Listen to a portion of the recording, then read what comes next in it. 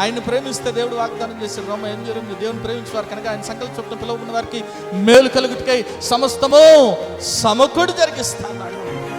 Oh Lord, I am your daughter, I am your son, I am giving the praise to you so that I can glorify you. You be with me, you help me out, because God has already promised that He will help you out.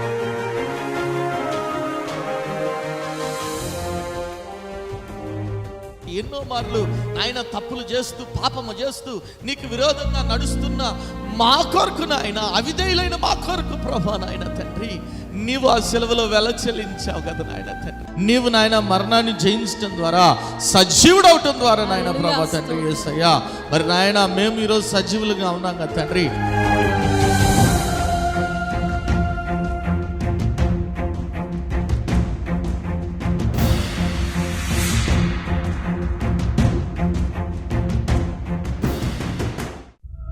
కుటుంబంలో నెమ్మది లేని స్థితిలోనున్నావా?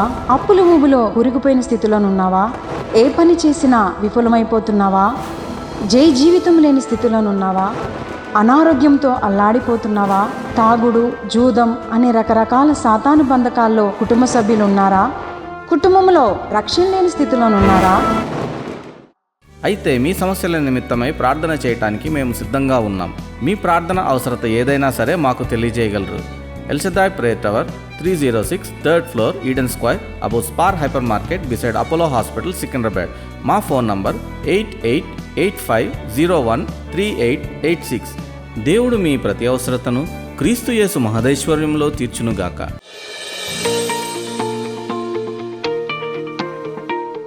యేసుక్రీస్తు ఘనమైన నామములో మీ అందరికీ శుభములు. మరి ఈరోజు నేను పంచుకోవాలనుకున్న వాక్య భాగం ఇక్కడ రాసేశారు. Treasures in darkness. ఎక్కడంట? ఎక్కడ నిధులంట? దేవుడు ఏమని వాగ్దానం చేశాడు? అంధకార స్థలముల్లో ఏమిస్తా అన్నాడు? నిధులను. దేవుడు ఏది చెప్పినా స్పష్టంగా చెప్తాడు. ఎక్కడికి వస్తా రోడ్డు అడ్రస్ చెబుతున్నాడు. నాయన ఈ మలుపు తిరుగు, ఇటెళ్ళు, తిన్నదనబడిన వీధి. అప్పుడు ఏం చేస్తున్నాడంటే పౌలు భక్తుడు చూడండి, అక్కడే సౌండ్ చేస్తాడు. చివరిలో ఏమని రాయబడింది? ఇదిగో అతడు ప్రార్థన చేయొచ్చు. ఏం చేస్తున్నాడంట? అక్కడ ఏం చెప్పాడు ప్రభు? 6 వచనంలో చదివినప్పుడు ఏమని చెప్పాడు? ఏం చేయాలో. కానీ ఇక్కడ ఏం చేస్తున్నాడైనా? ఏమైనా ఒకసారి గట్టి దేవుని స్తుతులు చెప్దాం. హల్లెలూయా. అంధకారంలో అతనిలో విశ్వాసం పుట్టింది. ఏమైనా? హల్లెలూయా. శ్రమలో అతనిలో ఏం పుట్టిందంట? నీ జీవితంలో అన్నీ బాగున్నాయి అనుకో, నువ్వు ప్రభు ముఖం కూడా చూడు, ఇది నిజం, అవునన్నా కాదన్నా. నమ్మిన వారు దేవుని స్తుతులు చెప్దాం. హల్లెలూయా. అందుకే దేవుడు ఏం చేస్తాడు? నిన్ను శ్రమలోనికి అనుమతిస్తాడు. అంధకారంలోనికి దేవుడు నిన్ను అనుమతిస్తాడు. దాని ద్వారా మేలే జరుగుతుంది కానీ చెడు జరగదు. గుర్తుపెట్టుకో. అమ్మో నాకేం కనపట్లేదు గించుకోవద్దు. నీ చూపు ఎవరి వైపు ఉండాలా? సౌలు అనబడిన పౌలుకి కన్నులు కనబడట్లా, కానీ అతని చూపు ఎవరి వైపు ఉంది? విశ్వాసానికి కర్త, దాన్ని కొనసాగించు యేసు వైపు చూస్తూ ఉన్నాడు. ఈరోజు నువ్వు అంధకారంలో దేవుడు ఎందుకు నిన్ను నెడతాడు అంటే నీలో విశ్వాసాన్ని పెంపొందించడానికి నెడతాడు. ఏమైనా? హల్లెలూయా. ఆయన చెప్తా ఉన్నాడు, ప్రభు నేను పరిశుద్ధుడైన ప్రకారం మీరును అంతే. దేవుని చిత్తం ఏంటంట? మీరు జారత్వాన్ని విడిచిపెట్టి పరిశుద్ధులుగా ఉండటే దేవుని చిత్తం. కాబట్టి పాపము కాదు కానీ చీకటి, అంధకారము, శ్రమ ఏం చేస్తుందంటే నువ్వు విశ్వాసంలో ఎదిగేలాగా చేస్తుంది. దేవుని శక్తిని నువ్వు పొందుకునేలాగా చేస్తుంది. దేవుని శక్తి యొక్క విలువ ఏంటో తెలిసేలాగా చేస్తుంది. ఏమైనా? ఒకసారి గట్టి దేవుని స్తుతులు చెప్దాం. హల్లెలూయా. అంత మాత్రం కాదు, మూడోదిగా నువ్వు అంధకారంలోకి నెట్టబడినప్పుడు, అంధకారంలో ఉన్నప్పుడు ఏం జరుగుతుందంటే మీరు అక్కడే చూడండి, అపోస్తలుల కార్యం 9వ అధ్యాయం 15-16 వచనాలు చూడండి. వెళ్ళుము, అన్యజనుల ఎదుటను రాజుల ఎదుటను ఇశ్రాయేలీయుల ఎదుటను నా నామమును భరించుటకు ఇతడు నేను ఏర్పరచుకొనిన సాధనమై ఉన్నాడు. ఇతడు నా నామము కొరకు ఎన్ని శ్రమలను అనుభవించవలెనో నేను ఇతనికి చూపుదునని అతనితో చెప్పాను. ఒకసారి గట్టి దేవుని స్తుతులు చెప్దాం. హల్లెలూయా. అంధకారంలోనికి వెళ్ళినప్పుడు మూడోదిగా దేవుడు తన ఉద్దేశాన్ని, తన చిత్తాన్ని నీకు బయలుపరుస్తాడు. ఏమైనా? హల్లెలూయా. నీకు దారులన్నీ మూసిపోయినాయి అనుకో, ప్రభు తన మార్గాన్ని నీకు బోధిస్తాడు. ఏమైనా? ఒకవేళ 2 దారులు ఉన్నాయి అనుకో, అప్పుడు నీకు కన్ఫ్యూజన్లో ఉంటావు. ఎటు పోవాలి? కుడివైపు వెళ్ళాలా, ఎడమవైపు వెళ్ళాలా? తెలుస్తుందా? ఏమైనా? ఒకసారి గట్టి దేవుని స్తుతులు చెప్దాం. హల్లెలూయా. హల్లెలూయా. ఒక ఆయన ఒక పాస్టర్ గారిని మాట్లాడుతుంటే ఆయన చెప్పాడు, 2 దారులు ఉన్నాయి, ఆ 2 దారుల దగ్గర నువ్వు వెళ్తున్నావు, రోడ్డు మీద వెళ్తున్నావు, లెఫ్ట్ ఉంది, రైట్ ఉంది. రైట్ ఏమో ఒక చచ్చిన వ్యక్తి ఉన్నాడు, లెఫ్ట్ ఏమో ఒక బతికిన వ్యక్తి ఉన్నాడు. నువ్వు అడ్రస్ ఎవరిని అడుగుతావు అన్నాడు. ఎవరిని అడుగుతావు? ఎవరు? సో బ్రతికిన వ్యక్తి ఎవరు? మరణాన్ని జయించిన వ్యక్తి ఎవరు? నువ్వు యేసయ్య వైపు చూస్తే ఆయన సరైన మార్గంలో నేను నడిపిస్తాడు. సింపుల్. ఏమైనా ఒకసారి గట్టి దేవుని స్తుతులు చెప్దాం. హల్లెలూయా. నేనే మార్గము, నేనే సత్యము. కాబట్టి నా ద్వారా తప్ప ఎవరిని కూడా తండ్రిని. కాబట్టి ఇక్కడ చూడండి, ఆయన తన ఉద్దేశం అంతా కూడా బయలుపరుస్తున్నాడు, తన మార్గాన్ని బోధిస్తున్నాడు. నువ్వు అంధకారంలో వెళ్ళటం మంచిదే, లేదంటే తప్పటడుగులు వేసే అవకాశం ఉంది.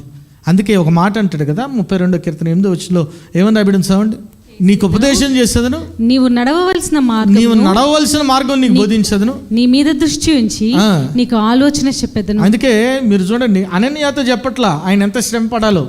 ఏమని చెప్పాడు? అతని నా నామం కొరకు ఎంత శ్రమ పడాలో అతనికే చెప్తాను అన్నాడా? చూడండి మళ్ళీ ఒకసారి అపోస్తలుల కార్యం 9వ అధ్యాయం 16వ వచనం చూడండి, ఏమని రాయబడింది? నా నామం కొరకు ఎన్ని శ్రమలను. ఎవరికి? అనన్యాక, సౌలుని బట్టి పౌలుకా?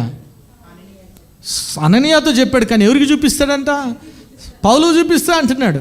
కాబట్టి ప్రభు నీకు మార్గాన్ని కూడా బోధిస్తాడు. ఏమైనా హల్లెలూయా. అంధకారంలో వెళ్ళటం మంచిదే. సరైన నిర్ణయము, సరైన మార్గంలో నువ్వు నడవటానికి దేవుడు నీకు సహాయం చేస్తాడు. నమ్మిన వారి దేవుని స్తుతులు చెప్దాం. హల్లెలూయా, హల్లెలూయా. నా ప్రతి అడుగులోనా, నా ప్రతి మలుపులోనా నీదు మార్గమును బోధించావయా, నీదు ఆలోచనతో స్థిరపరచావయా. నా ప్రతి అడుగులనా, నా ప్రతి మలుపులనా నీదు మార్గమును బోధించావయా, నీదు ఆలోచనతో స్థిరపరచావయా. యేసయ్యా నా స్నేహితుడా, యేసయ్యా నా ప్రియ సఖుడా, యేసయ్యా నా రక్షకుడా, యేసయ్యా నా పోషకుడా.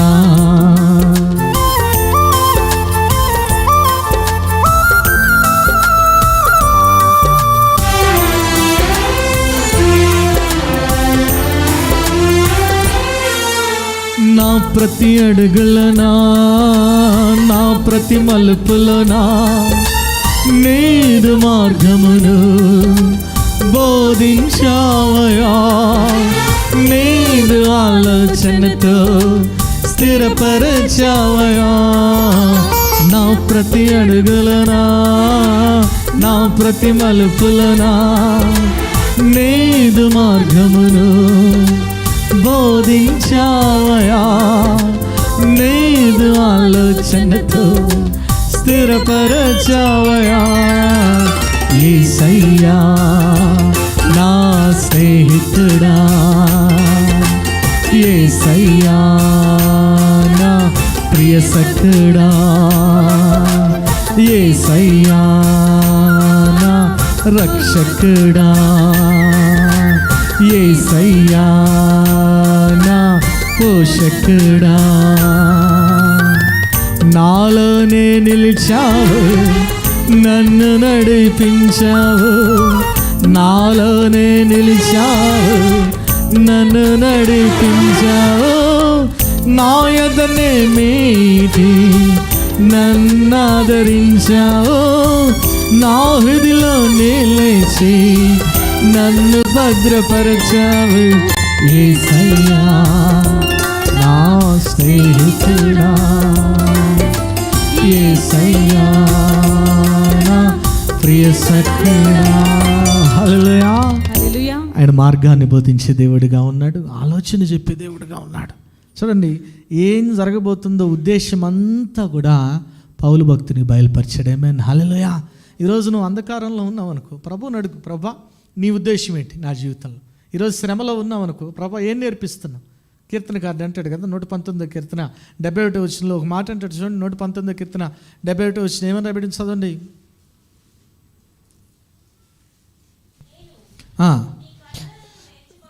నేను నీ కట్టడలను నేర్చుకున్నట్లు శ్రమనుంది ఉండుట ఏంటంటే నాకు 119:71 నేను నీ కట్టడలను నేర్చుకున్నట్లు. ఎందుకు శ్రమలో పంపిస్తాడంట? ప్రభు కట్టడలు నేర్చుకోవటానికి, ప్రభు శాసనాలు. కాబట్టి శ్రమ మంచిదే, అంధకారం మంచిదే. అంధకారంలో మబ్బులు ఇడిపోతాయి, క్లారిటీ వస్తుంది. ఏమైనా ఒకసారి గడి దేవుని స్తుతులు లేదు. హల్లెలూయా హల్లెలూయా. చుట్టూ అంధకారంలో మనం ఎట్లా ఏమి ఇస్తాడంటే అంధకారంలో ఉంచబడిన నిధులన్నీ ఇస్తాడంట. ఏమైనా ఒకసారి గడి దేవుని స్తుతులు చెబుదాం. హల్లెలూయా. నీ చుట్టూ బంగారం పెట్టారు, చీకటిగా ఉందనుకోండి, కనబడుతుంది ఏమన్నా? ఆ బంగారం ఎవరో తెలుసా? యేసుక్రీస్తు ప్రభు. ఆమేన్ హల్లెలూయా. ఆ నిధి, ఆ మరుగైన ధనం ఎవరో తెలుసా? యేసయ్యే. నువ్వు అంధకారంలో యేసయ్యను హత్తుకుంటే నీకు సమస్తం అనుగ్రహించబడుతుంది. ఏమైనా నమ్మిన వారి దేవుని స్తుతులు చెప్దాం. హల్లెలూయా హల్లెలూయా. ఈరోజు నువ్వు చీకట్లో ఉన్నావేమో, అంధకారంలో ఉన్నావేమో, శ్రమలో ఉన్నావేమో, నీ చూపు ప్రభు వైపు ఉండాలి, యేసయ్య వైపు ఉండాలి. ప్రభువా, నాకు ఇంకే దారి కనబట్టలేదు నాయన, నా దారి అగమ్యగోచరంగా ఉంది, నాకు ఈ పరిస్థితులన్నీ మరి ఏం అర్థం కావట్లేదు. నువ్వు మాత్రమే నన్ను ముందు తీసుకెళ్ళగలవు, నువ్వు మాత్రమే నన్ను తోడుకుని వెళ్ళగలవు అని ఎప్పుడైతే నువ్వు ప్రభువుని ఆశ్రయిస్తావో. చూడండి, యేసయ్య బిడ్డల్ని చంపటము ఎట్లా ఎంచుకున్నాడంట? ప్రాణాధారంగా ఎంచుకున్న వ్యక్తి చివరికి ఏం పెట్టాడు? ప్రాణం ఎవరి కొరకు పెట్టాడు? యేసయ్య కొరకు ప్రాణం పెట్టాడు. ఆమేన్ హల్లెలూయా. జీవితాడు. ఆమేన్ హల్లెలూయా హల్లెలూయా. దేవుడు ఎవరినైనా మార్చగలడు, గుర్తుపెట్టుకోండి. ఈరోజు అయ్యా నా బిడ్డ ఇంక చీకట్లో ఉన్నాడు, అంధకారం, ప్రభు ఎవరినైనా ఎప్పుడైనా పట్టుకోగలడు. ఆ ప్రాసెస్ టైంలో నువ్వు మాత్రం విశ్వాసాన్ని కోల్పోవటానికి వీల్లేదు. ఆమేన్. చేయబోతా ఉన్నాడు కార్యాన్ని కదా. సమాధిలో ఉన్నాడు యేసయ్య, అవును సమాధిలోని ముడిదనని ఏం చేశాడు? ఆయన తిరిగి లేచాడు. ఆమేన్ హల్లెలూయా. ఆయన తిరిగి లేవటం ద్వారా ఈ లోకమంతా కూడా రక్షణలోనికి నడిపించబడింది. ఆమేన్ హల్లెలూయా హల్లెలూయా. ఈ లోకంలో నీకు అంధకారం కనబడుతుందేమో, మనకు అక్కడేమున్నాయి? బంగారు, అంతేనా? ఆమేన్. ఇక్కడ అంధకారం ఉన్న ఏం ప్రాబ్లం లేదు, నష్టం ఏం లేదు, వచ్చింది నష్టం ఏం లేదు. మనం ఎక్కడ తిరుగుతామంట? అంతేనా? ప్రియ యేసు రాజును నే చూచిన చాలు, మహిమల్లో నాయనతో నుంటే చాలు. ప్రియ యేసు రాజును నే చూచిన చాలు, మహిమల్లో నాయనతో నుంటే చాలు. నిత్యమైన మోక్ష గృహము నందు చేరి, నిత్యమైన మోక్ష గృహము నందు చేరి, భక్తుల గుంపులో హర్షించిన చాలు, భక్తుల గుంపులో హర్షించిన చాలు. ప్రియ యేసు రాజును చూచిన చాలు, మహిమలో నాయనతో నింటే చాలు. ప్రియ యేసు రాజును చూచిన మహిమలో నాయనతో నింటే చాలు.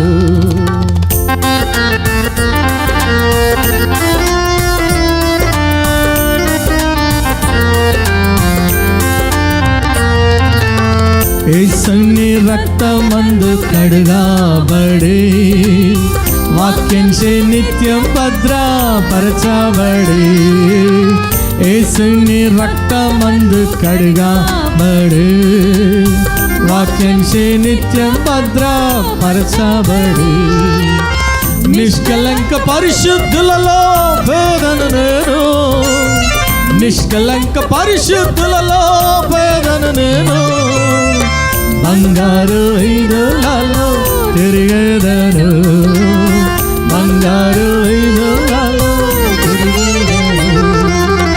ప్రియ యేసు చూచిన చాలు, మహిమలో హల్లెలూయా హల్లెలూయా. కాబట్టి ఈరోజు నీ ముందర అంధకారం ఉందేమో, శ్రమలో ఉన్నావేమో, కష్టంలో ఉన్నావు. Don't worry about anything. దేవుడు నీలో విశ్వాసాన్ని పెంపొందించడానికి అంధకారంలో నెడుతున్నాడు. ఆమేన్, హల్లెలూయా. తన శక్తిని కనపరచడానికి నిన్ను అంధకారంలో నెడుతున్నాడు. అంత మాత్రం కదా, ఆయన చిత్తాన్ని బయలుపరచడానికి నిన్ను అంధకారంలోనికి నెడుతూ ఉన్నాడు. కాబట్టి ఈరోజు దేవుడు నీతో వాగ్దానం చేస్తున్నాడు. ఏంటో వాగ్దానం? అంధకారంలో ఉంచబడిన నిధులను ఇస్తాడా? ఆమేన్. ఇస్తాడా? ఆమేన్. నిధులను ఎట్లా నింపుతాడు? ఎవరికంట ఈ నిధులు? ఎవరికి ఇస్తాడంటే చూడండి, సామెతల గ్రంథం 9వ అధ్యాయం 18 చూడండి. 9:18 ఏమని రాయబడింది? అయితే కాదమ్మా, అక్కడ సామెతల్లోనే 9వ అధ్యాయంలో ఉంటుంది, నన్ను ప్రేమించు వారిని ఆస్తికర్తలుగా చేస్తాను, వారి నిధులను నింపుతానని ఉంటే చూడండి అక్కడే. ఆస్తికర్తలుగా చేయుదును, వారి నిధులను నింపుదును. ఏమైనా ఒకసారి గట్టి దేవుని స్తుతులు చెప్దాం. హల్లెలూయా. నన్ను ప్రేమించు వారిని ఆస్తికర్తలుగా చేయుదును, వారి నిధులను నింపుదును. ఇక్కడే కాదు, అక్కడ కూడా నింపుతాడు నిధులు. హల్లెలూయా, హల్లెలూయా. నువ్వేం చేయాలి? ఆయన ప్రేమించాలి. ఆయన ప్రేమించడం అంటే ఆయన ఆజ్ఞల్ని గైకను నడుచుకుంటావు, అంతే. కాబట్టి నువ్వు ఎప్పుడైతే ప్రభువులో ఉంటావో, ప్రభు వైపు ఉంటావో, ప్రభు వైపు చూస్తావో, అంధకారంలో ఉంచబడే నిధులను కూడా నీకు అనుగ్రహిస్తాడు. నమ్మిన వారు ఆమేన్ చెప్పండి. ఆమేన్. ఆమేన్. ఆమేన్. రహస్య స్థలంలో మరుగైన ధనాన్ని కూడా నీకు ఇస్తాడు. నమ్మిన వారు ఆమేన్ చెప్పండి. ఆమేన్. ఆమేన్. కాబట్టి ఈరోజు మనం ప్రభువుని ప్రేమించాలి. ప్రభు మనల్ని ప్రేమించే ఆ బలలో మన కొరకు ప్రాణాన్ని పెట్టాడు.